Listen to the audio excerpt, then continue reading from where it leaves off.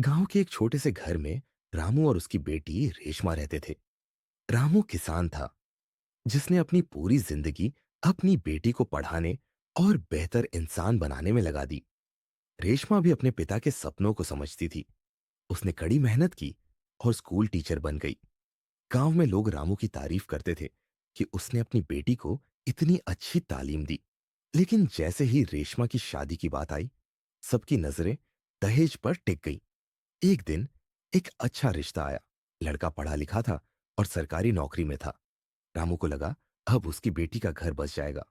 पर जब बात आगे बढ़ी तो लड़के वालों ने कहा, हमें कुछ ज्यादा नहीं चाहिए, बस 10 लाख रुपए और एक मोटरसाइकिल। रामू का चेहरा उतर गया। उसने हाथ जोड़कर कहा, भाई साहब, हम किसान लोग हैं। हमने सब कुछ रेशमा की पढ़ाई में लगा दिया। इतना पैसा देना हमारे बस में नहीं है। लड़के के पिता ने ठंडे स्वर में कहा, तो रिश्ता भी हमारे बस में नहीं है। रेशमा दरवाजे के पीछे खड़ी ये सब सुन रही थी।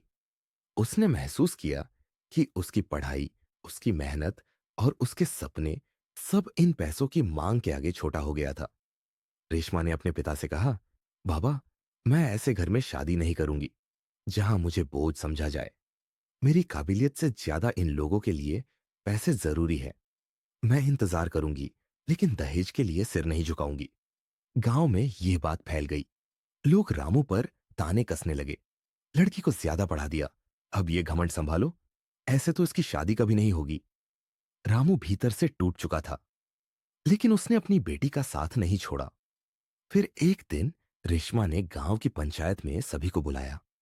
उसने कहा, हम लड़कियां क्या केवल दहेज देने के लिए पैदा होती हैं? हमारी पढ़ाई, हमारे सपने, हमारे संस्कार क्या मायने नहीं रखते? आप सब बेटियों को बोझ समझते हैं, लेकिन मैं किसी की बोझ नहीं हूं। उसके साहसिक शब्द सुनकर वहां सन्नाटा छा गया।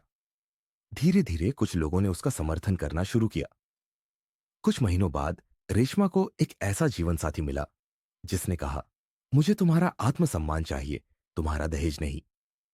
रेशमा ने अपने पिता के सपनों को सच किया और साबित किया कि हिम्मत और सही सोच के साथ समाज को बदला जा सकता है।